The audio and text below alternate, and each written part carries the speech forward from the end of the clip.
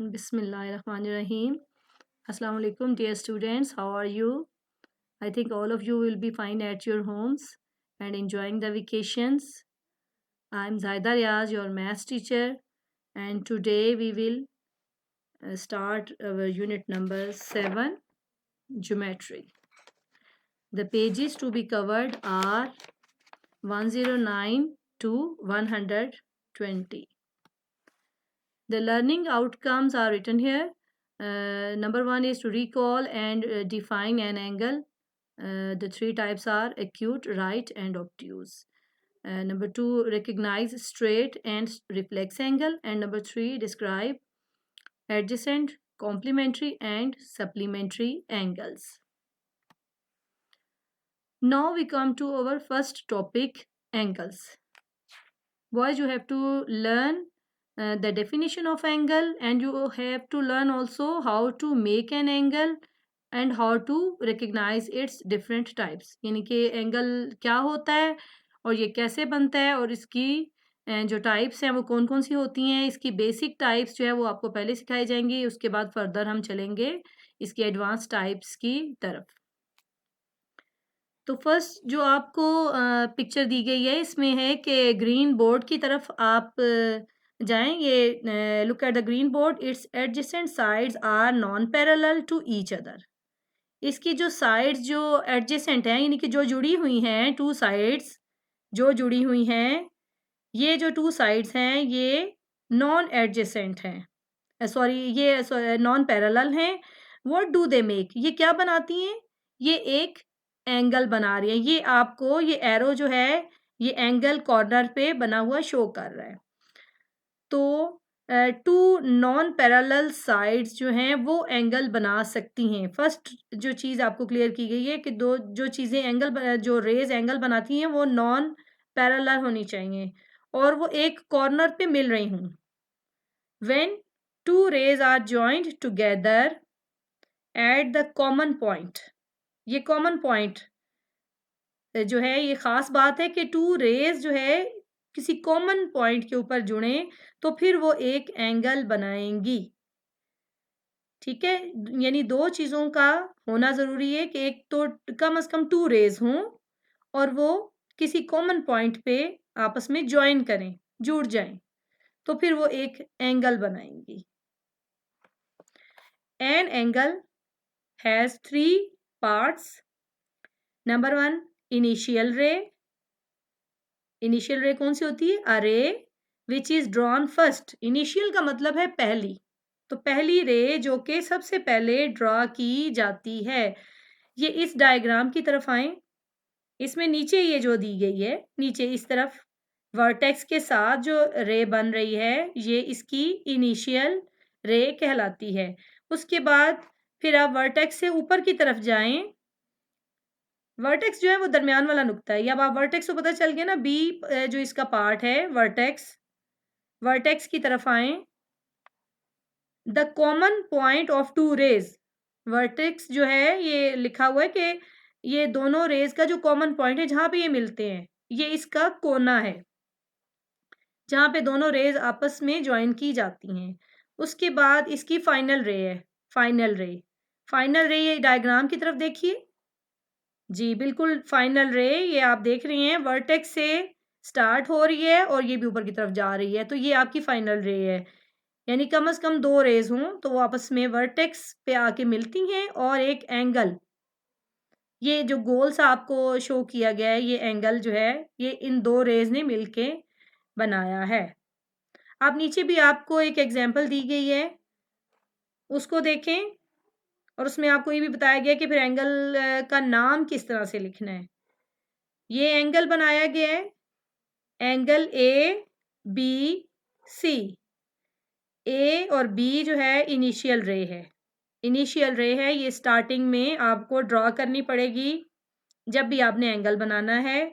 इसकी लेंथ कोई भी हो सकती है, आप कोई भी 5 cm ले लें, 4 cm ले लें, 6 cm ले लें, बस बहुत ज़्यादा लंबी नहीं खींचते, अंदाजे से तकरीबन 5 सेंटीमीटर के करीब आप लेंथ ले लें जब भी आपने एंगल मेजर करना है, बनाना है, सॉरी।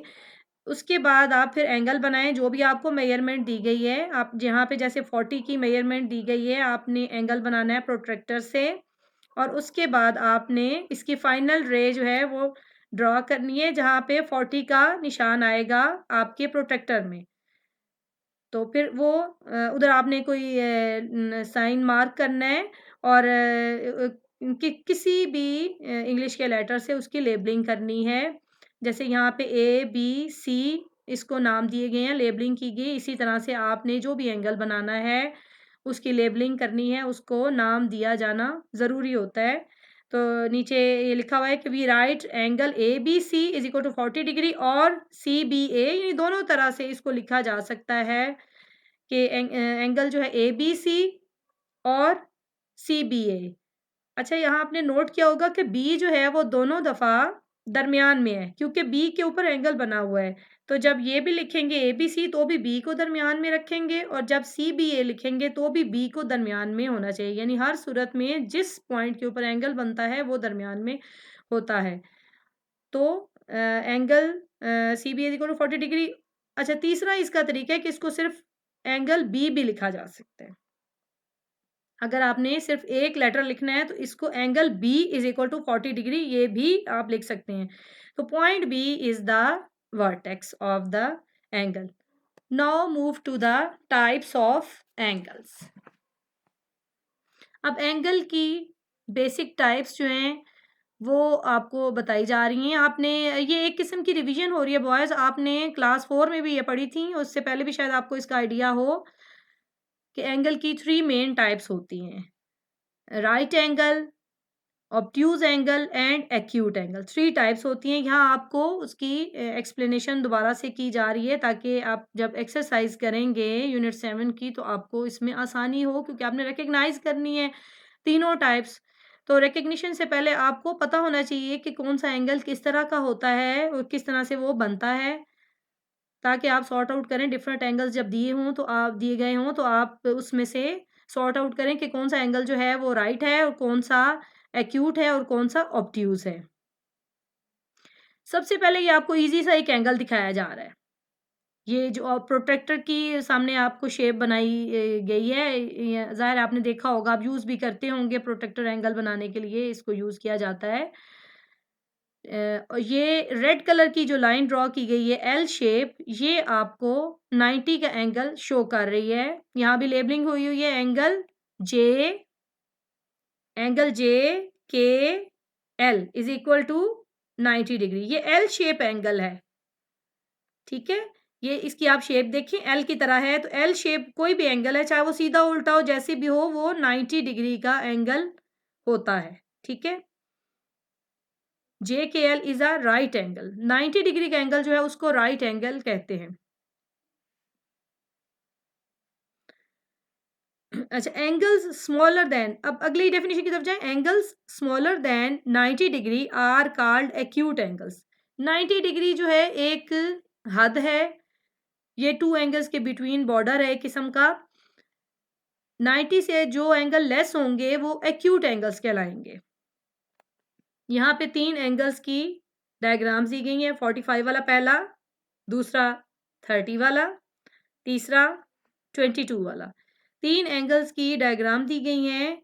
तो ये तीनों एंगल्स जो हैं चूँकि 90 से तीनों छोटे हैं, इस वजह से all these are acute angles because they are less than 90 degree. इसके अलावा यहाँ हाइलाइटर यूज़ करके भी इन्होंने बताया कि angles less than 90 degree are called acute angles.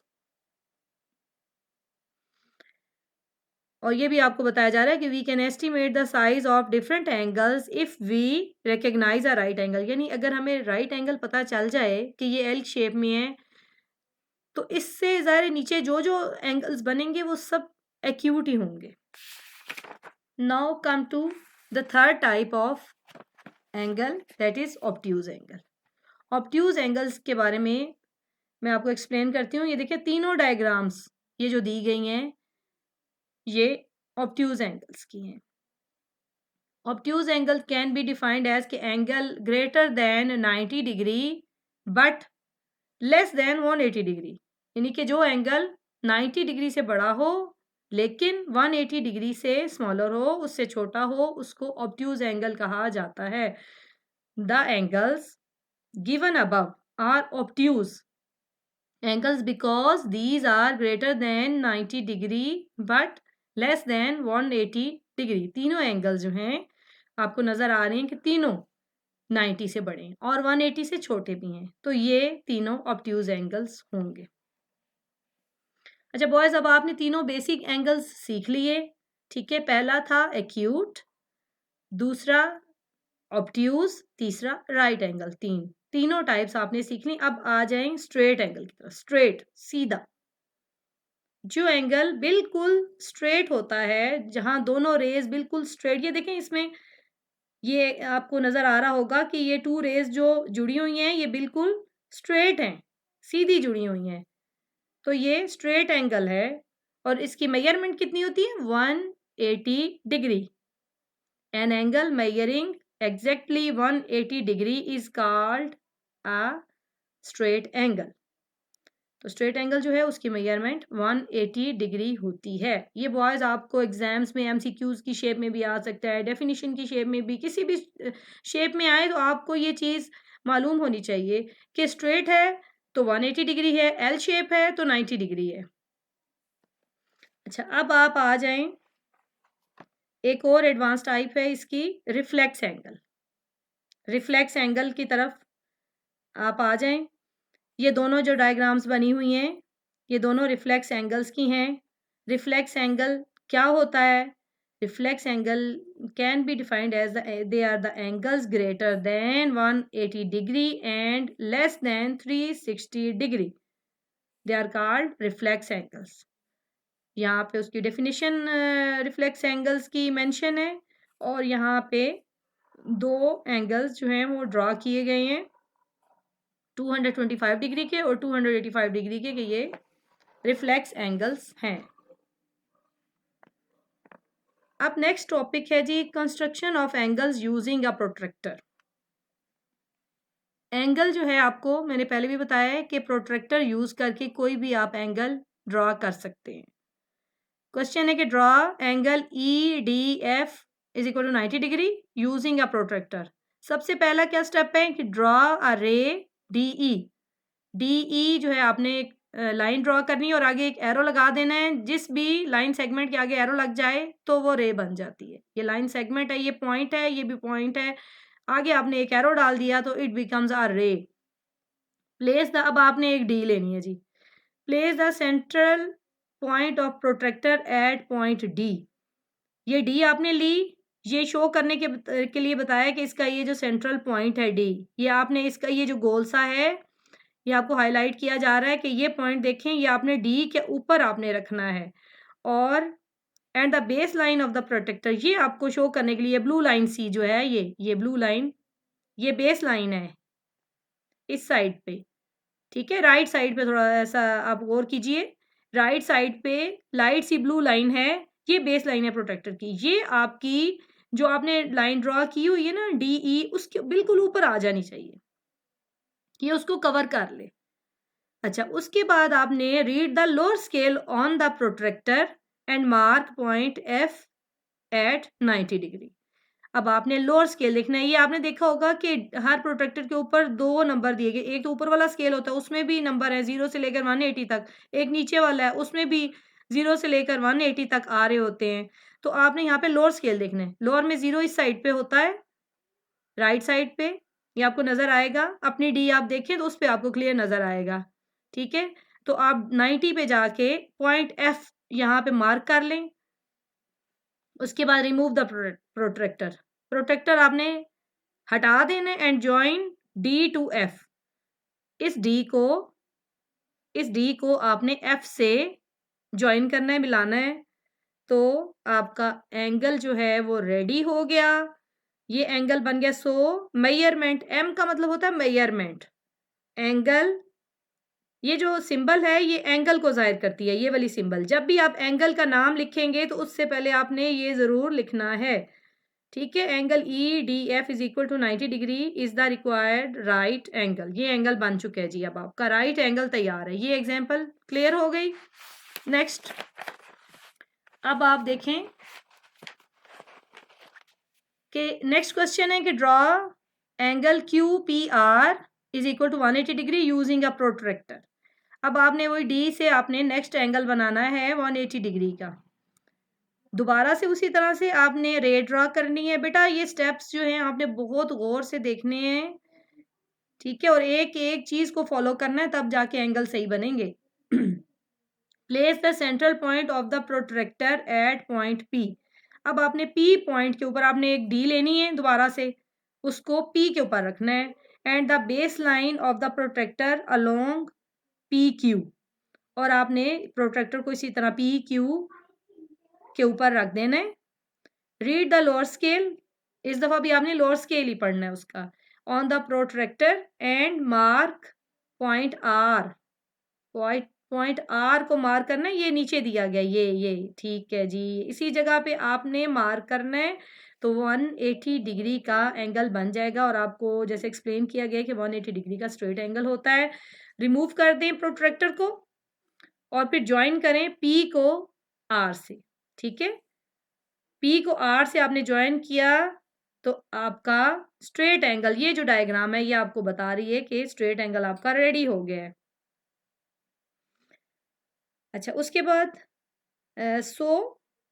Measurement angle Q P are, इसका लेबलिंग भी तो करनी जरूरी होती है ना। आपने इसका नाम देना है क्यू, क्यू से स्टार्ट हुए ना, क्यू पी, पी मिड में है जिसके ऊपर वर्टेक्स है इसका, जिसके ऊपर एंगल बना है, तो पी मिड में रखना है। Q P R is equal to 180 degree is the required straight angle.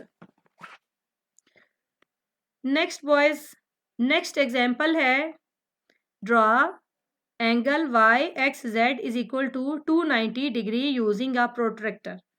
देखिए जी, हर कंप्लीट टर्न में चार एंगल्स, चार राइट एंगल्स होते हैं। 90, 90, 90 और 90। चार दफा 90 आए तो कितने बने? 360 डिग्री। 9 4 जार 36 और 90 4 जार 360। तो चार राइट एंगल जो हैं वो मिलके कंप्लीट टर्न बनाते हैं। कंप्लीट टर्न जो है वो 360 का होता है। ये आपको क्यों बताया जा रहा है? इसलिए बताया जा रहा है कि जब भी आपने रिफ्लेक्स एंगल बनाना है, ये वाला रिफ्लेक्स एंगल है जो आपको दिया गया है, अब क्योंकि ये 180 से बड़ा है, तो रिफ्लेक्स एंगल के लिए तरीका बताया गया है कि आपको ये मालूम हो कि जिस भी डिग्री का रिफ्लेक्स एंगल बनाना है उसको 360 में से माइनस करना है, जैसे कि यहाँ पे किया गया है। अब आपने 290 का एंगल बनाना है तो 290 को 360 में से आपने माइनस करना है। यही चीज यहाँ मेंशन की गई है। तो रिजल्ट आया 70 डिग्री, यानी 360 में से 290 माइनस किए 70 आ गया। उसके बाद जी अब आपने प्रॉपर प्रैक्टिकल करना है, और प्रैक्टिकली आपने एंगल बनाना है 70 का, और ऑटोमेटिकली बन जाएगा ये 290 का। अब 70 का एंगल आप मेरे से क्वेश्चन कर सकते हैं कि मैडम ये कैसे बनेगा? ये इस तरह से बनेगा कि आपने प्रोट्रैक्टर को उल्टा करना है। एक्स वाई की आपने लाइन ड्रॉ कर ली, उसके बाद वही प्रोट्रैक्टर जो पहले आप सीधा रख के आप एंगल बनाते थे, अब इसको अपसाइड डाउन करें। ऑन इट, इस लाइन के ऊपर ही, एक्स के ऊपर इसकी बेस लाइन इस तरह से आ जाए, ये जिस तरह से ये तस्वीर दिखाई जा रही है इसके ऊपर। Place the protractor upside down, इसको उल्टा करें on it such that the centre of the protractor is exactly on point X and the base line of the protractor is along X Y ray. ठीक है, इस तरह से आपने इसको उल्टा करके रखना है एक्स के ऊपर। अब आप एक्स के ऊपर एंगल बना रहे हैं 290 डिग्री का, लेकिन आपने उल्टा करके 70 डिग्री पे मार्क करना है। रीड द स्केल, वही इस दफा भी वही काम करें, स्केल को देखें और on the protractor and mark point Z at 70 degree. Z point जो है 70 डिग्री के ऊपर आया हुआ है, वो आपने उसको मार्क करना है। मार्क कर लिया। नेक्स्ट, ये जी 290 डिग्री का एंगल बन गया। ये यहाँ से आपने इसका सर्कल स्टार्ट करना है। ये सारा एरिया जो है ये कवर कर रहा है, ये जो सारा एरिया है ये 290 डिग्री का एंगल है, ठीक है। और ये 70 का हमने सिर्फ एक स्टार्ट लिया था, लेकिन असल में हम एंगल बना रहे हैं 290 डिग्री का, ठीक है। तो इसको angle angle Y X Z is equal to 290 degree is the required reflex angle. इस तरह से प्रोट्रैक्टर्स की मदद से हमने 290 डिग्री का रिफ्लेक्स एंगल बना लिया। नेक्स्ट टॉपिक जो है जी, पेयर्स ऑफ एंगल्स। एंगल्स के जोड़े भी एंगल्स के भी जोड़े होते हैं, उन किस तरह से ये काम करती हैं और क्या क्या बनाते हैं, ये आपको बताया जा रहा है कि there are 3 types of angles which are always considered in pairs. जी, ये एंगल जो हैं ये पेयर्स के बगैर नहीं हो सकते। एडजेसेंट नंबर 1 जो है एडजेसेंट एंगल्स होते हैं, नंबर 2 पे कॉम्प्लीमेंट्री एंगल्स होते हैं, नंबर 3 पे सप्लीमेंट्री एंगल्स होते हैं। सबसे पहले हम एडजेसेंट एंगल्स की तरफ आते हैं जी। इसमें कम से कम 2 एंगल्स होना ज़रूरी है, ज़्यादा भी हो सकते हैं, लेकिन आपके बुक में सिर्फ 2 एंगल्स का बताया गया कि वो एडजेसेंट है तो किस तरह से होंगे। 2 angles are adjacent angles if they have common ray and common vertex.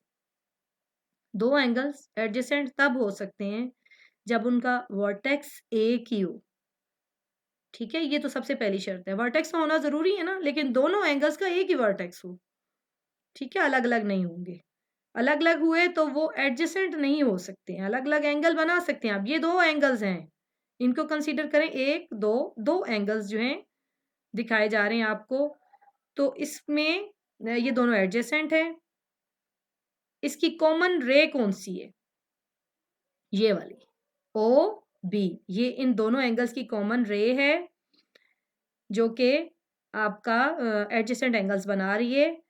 और अब 2 एंगल्स के अलग-अलग आप नाम आपको बताती हूँ कि इसको किस तरह से रीड आउट करेंगे। पहला वाला एंगल है एंगल BOC, O दरमियान में आएगा, और दूसरा है एंगल AOB।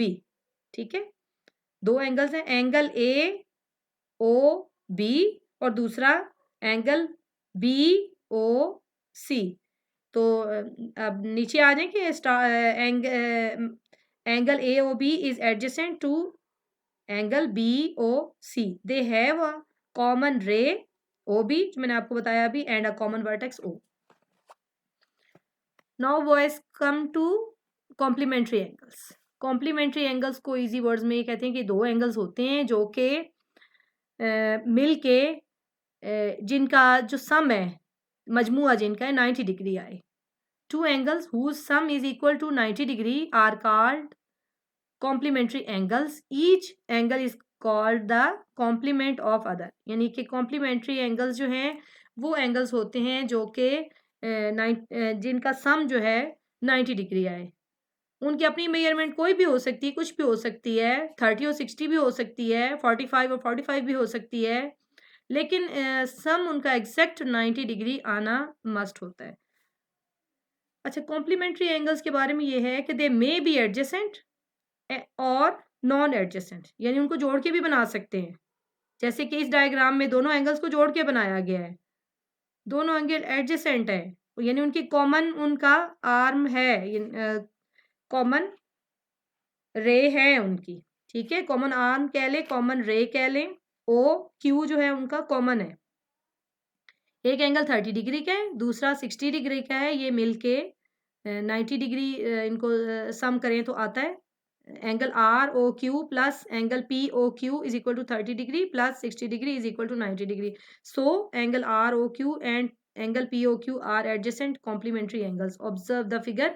अच्छा, अब ये नहीं, यही एंगल्स सेपरेटली बनाए गए हैं नीचे। ये दोनों 60 का, ठीक है, लेफ्ट साइड पे 60 का और राइट पे ये 30 का एंगल है। ये दोनों भी कॉम्प्लीमेंट्री ही कहलाएंगे, चाहे ये सेम एंगल अलग अलग ये जुड़े हुए हैं, ये अलग अलग हैं, नीचे वाले दोनों अलग अलग हैं, लेकिन ये कॉम्प्लीमेंट्री है क्योंकि इनका सम जो है वो 90 ही आएगा। So angle ABC and angle PQR are non adjacent. ये नॉन एडजेसेंट है कॉम्प्लीमेंट्री एंगल, लेकिन है कॉम्प्लीमेंट्री। ठीक है, next now we come to supplementary angles. Next topic है ये इस यूनिट का। सप्लीमेंट्री एंगल्स वो एंगल्स होते हैं इजी वर्ड्स में कि इनका सम जो है 180 डिग्री आना चाहिए। इनकी अपनी मेजरमेंट ज़ाहिर कुछ भी हो सकती है, 120 और 60 भी हो सकता है, 110 और 70 भी हो सकता है, ठीक है। 130 और 50 भी हो सकता है, लेकिन इनको प्लस करें तो 180 आना चाहिए, हर सूरत में आना चाहिए। अगेन बॉयज़ मैं आपको बता रही हूँ कि ये एमसीक्यूज़ की शेप में आ जाएँ या क्वेश्चन की शेप में आ जाएँ या किसी और शेप में, किसी भी शेप में आ जाएँ, तो आप लोगों को इसमें घबराना नहीं, इतना क्लियर होना चाहिए कि 180 डिग्री इनका सम है 2 एंगल्स का, तो वो सप्लीमेंट्री ही होंगे। Two angles whose sum is equal to 180 degree are called supplementary angles. Each angle is called the supplement of other. यानी हर एंगल दूसरे का सप्लीमेंट है। सप्लीमेंट्री एंगल्स में भी, अब इनमें भी वही बात है कि दे मे बी एडजेसेंट और नॉन एडजेसेंट। जिस तरह से मैंने आपको पिछला वाला एंगल एक्सप्लेन किया है कॉम्प्लीमेंट्री, कि वो एक मर्तबा फर्स्ट वाली फिगर में उनको एडजेसेंट करके बनाया गया था, तो इसमें भी इसी तरह से दो एंगल्स हैं, उनको ज्वाइन किया हुआ है। ये कॉमन आर्म है एफ जी, एफ जी, ठीक है जी। एफ जी को सब जानते होंगे ना, एफ जी। तो ये एफ जी ये कॉमन आर्म है 50 और 130 का, तो इसको ज्वाइन करके बनाया गया है। ये सॉरी सप्लीमेंट्री एंगल्स हैं, क्योंकि इनका सम जो है नीचे भी एक्सप्लेन किया गया, सम जो है 180 डिग्री है। उसके बाद ये नीचे वाली दोनों फिगर्स हैं, सेम एंगल्स हैं लेकिन अलग अलग करके बनाए गए हैं, नॉन एडजेसेंट, ठीक है। अलग अलग का मतलब नॉन एडजेसेंट अलग अलग हैं, लेकिन इनका सम जो है 180 डिग्री ही है। तो angle A B C plus angle P Q R is equal to 180 degree. So angle ABC and angle PQR are non-adjacent supplementary angles. Now boys come to exercise number 1. यही आपके रिड्यूस्ड सिलेबस में इस unit की ये वाहिद exercise है, ठीक है। तो इसके क्वेश्चन आपने बहुत गौर से करने हैं, अच्छी तरह से आपने इसको लर्न करना है। क्वेश्चन नंबर 1 है कि look at the angles below. नीचे जो दिए हुए एंगल्स उनको देखें और and answer the following questions. ये क्वेश्चंस जो हैं इनको आपने बताना है कि ये नीचे दिए गए 1 2 3 नीचे क्वेश्चन है, ठीक है। ये सारे ये जो क्वेश्चंस हैं इनके आपने आंसर देने हैं और ऊपर पिक्चर्स देख के। क्वेश्चन नंबर 1 जो है ये है विच angle is a right angle. इनमें से राइट एंगल कौन सा है जी। तो अब आप देखेंगे एल शेप वाला एंगल कौन सा है, ठीक है। इसकी निशानी है ये वाली, ये एंगल जो है राइट एंगल है, एंगल ई एफ जी, ठीक है। इसका आंसर साथ ही मेंशन किया हुआ है। Number 2 question which angle is a reflex angle. ये रिफ्लेक्स एंगल कौन सा है, ये वाला angle L M N reflex angle, ठीक है। क्योंकि इसकी मेजरमेंट देखें ना कितनी ज्यादा है, एग्जैक्ट तो नहीं लिखी हुई लेकिन ये शक्ल से ही हो रहा है, आप अंदाजा लगा सकते हैं। Number 3 which angle is an acute angle. Acute acute angle ये है ABC, ठीक है। इसकी तो बड़ी अच्छी तरह से पहचान होगी आपको। अब आ जाए क्वेश्चन नंबर 4 पे विच angle is an obtuse angle. Obtuse angle जो है ये लास्ट वाला, सॉरी ये सी वाला, ये लिखा हुआ है एंगल HIJ, ये एंगल जो है ऑब्ट्यूज एंगल है। Now we come to the next page. Question number 3 circle the pairs of complementary angles. Complementary angles के जो पेयर्स हैं उनको आपने सर्कल करना है, यानी कि उस चीज को सर्कल करना है जिसको प्लस करके 90 आ जाए, ठीक है। तो 90 से अगर ज्यादा आता है ना तो वो कॉम्प्लीमेंट्री नहीं होगा, उसको आप सर्कल मत कीजिएगा। अब यहाँ आप गौर करें कि आपके कौन से एंगल्स जो हैं जिनको प्लस करके 90 आ रहा है। तो ये देखें ए वाली जो डायग्राम है, ये देखें एल शेप का है, बेशक उल्टा बना हुआ है लेकिन ये एल शेप का है। तो ये कॉम्प्लीमेंट्री एंगल्स हैं 25 और 65, इनको प्लस करें क्या आता है 90, ठीक है। ये जो है कॉम्प्लीमेंट्री एंगल्स हैं। इसके अलावा ये जो डी है इसको अपना ए को आपने सर्कल करना है और डी को आपने सर्कल करना है, इनको भी प्लस करें तो 90 ही आता है। ये एल सीधा एल शेप में है, ठीक है। उसके बाद ये जो और बी सी और बी हैं, ये कौन से एंगल्स हैं, ये इनका 140 और 40, इसको प्लस करें क्या आता है 180 डिग्री, तो सप्लीमेंट्री एंगल्स हैं ये, ठीक है। इसके अलावा ये भी सप्लीमेंट्री एंगल है, ये जो बी है। Now come to the table. Question number 4, ये टेबल आपने कंप्लीट करना है। इसका क्वेश्चन भी ये है कि कंप्लीट द टेबल। इसको आपने इसी तरह से कंप्लीट करना है कि एंगल्स दिए गए हैं। स्टार्ट में आपको एक एंगल दिया गया है और इसका आपने पेयर फाइंड आउट करना है। 80 का कॉम्प्लीमेंट्री एंगल में क्या पेयर होगा? 10, और सप्लीमेंट्री एंगल में क्या पेयर होगा? 100। तो इस तरह से दोनों का पेयर बनेगा। इसी तरह से ये 20 डिग्री है, 20 डिग्री का कॉम्प्लीमेंट क्या होगा? 70 होगा, और 20 का सप्लीमेंट क्या होगा? 160 डिग्री, क्योंकि 20 को 160 में प्लस करें तो 180 आ जाता है। इसी तरह से आपने ये सारे, ये मेंशन है यहाँ पे, ये जो कॉम्प्लीमेंट्री एंगल्स की साइड है इन दोनों को प्लस करें तो 90 आना चाहिए। बस यही इसमें शर्त है। जैसे ये 90 डिग्री है, 90 डिग्री तो इटसेल्फ 90 डिग्री है, इसमें सिर्फ 0 कोई प्लस किया जा सकता है। और 90 डिग्री में 90 डिग्री प्लस करें तो 180 आएगा। तो 90 का सप्लीमेंट जो है वो 90 ही होता है। इसी तरह से ये आगे वाले भी दोनों आपको मेंशन कर दिए गए हैं। आई होप के all the exercise will be clear to you. और बाकी सारा जो काम आपको दिया गया बॉयज़, आप लोगों ने बहुत अच्छी तरह से लर्न करना है। ये सारा यूनिट जो है आपका रिड्यूस्ड सिलेबस में शामिल है। Okay, now the lesson ends. Thank you very much.